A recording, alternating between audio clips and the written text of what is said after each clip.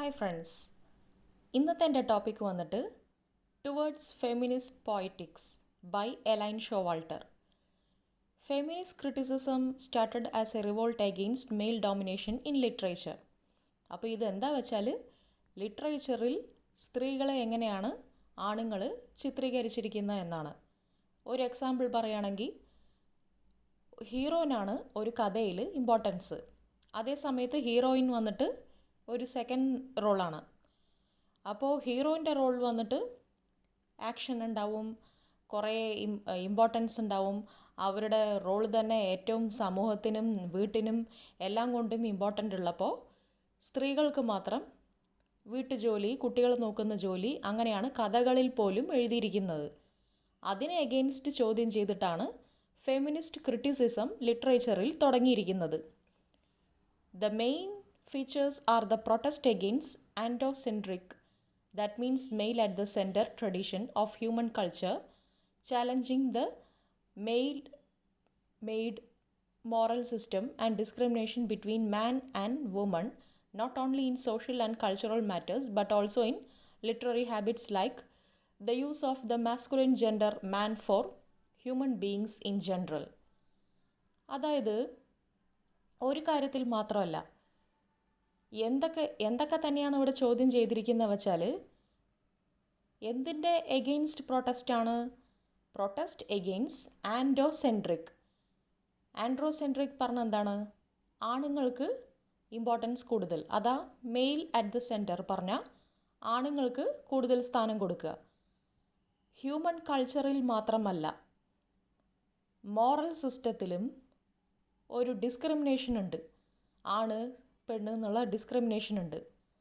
സോഷ്യലിലും, അത് പറഞ്ഞാൽ സമൂഹത്തിലും പിന്നെ ചടങ്ങുകളിലും മാത്രമല്ല, അതുമാത്രമല്ല സ്വഭാവത്തിൽ പോലും.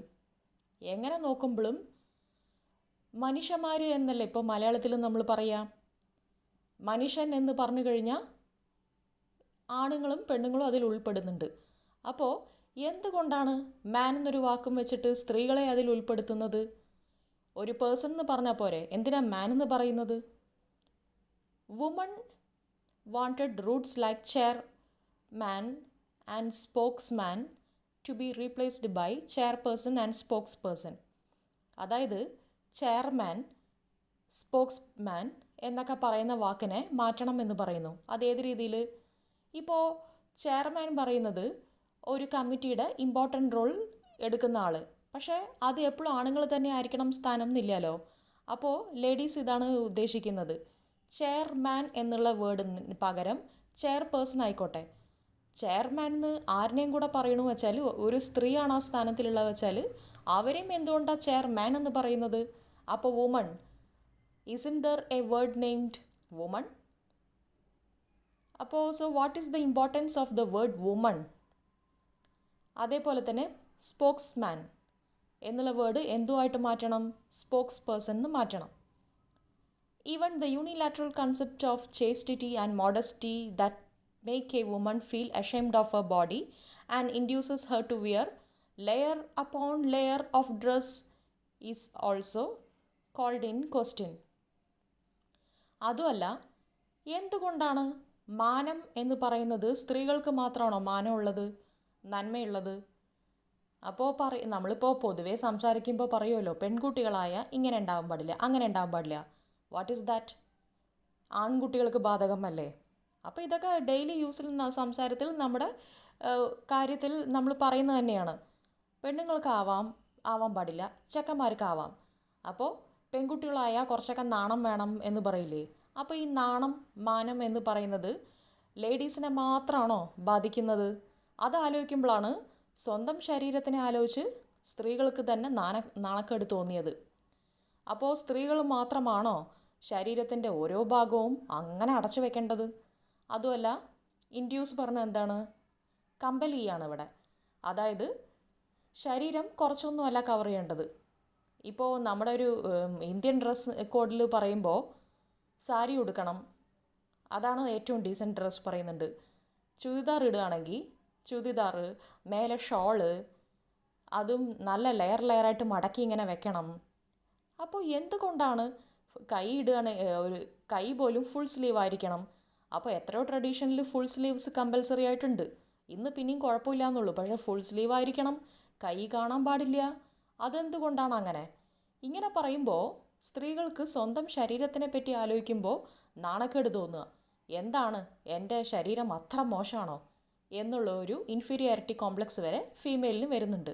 അപ്പോൾ ചുരുക്കി പറഞ്ഞാൽ ഈ ഇൻട്രൊഡക്ഷനിൽ എന്താ പറയുന്നത്, ലേഡീസിന് ഒരു ഇമ്പോർട്ടൻസ് ലിറ്ററേച്ചറിൽ, കഥകളിൽ പോലും കാണുന്നില്ല എന്നുള്ളതാണ്. അപ്പോൾ എന്താ ഇതിൽ പറഞ്ഞാൽ 1880 എന്നുള്ള കാലഘട്ടത്തിലാണ് ഇത് കൂടുതൽ ഒരു റവല്യൂഷനായിട്ട് വെളിപ്പെട്ടത്.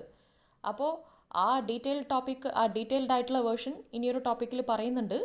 അപ്പോൾ ടുവേർഡ്സ് എ ഫെമിനിസ്റ്റ് പോയറ്റിക്സ് എന്നുള്ളത് എലൈൻ ഷോവാൾട്ടറിൻ്റെ ഒരു വലിയ എസ്സേൻ്റെ ഒരു ഭാഗം മാത്രമാണ്.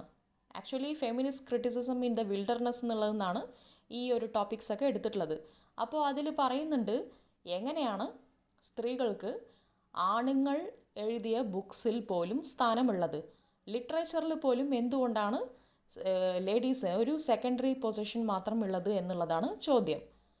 അപ്പോൾ ഇതിൽ ഇനിയും പറയുകയാണെങ്കിൽ 1880 തുടങ്ങി എന്ന് പറഞ്ഞല്ലോ ഈ ഫെമിനിസ്റ്റ് റവല്യൂഷൻ.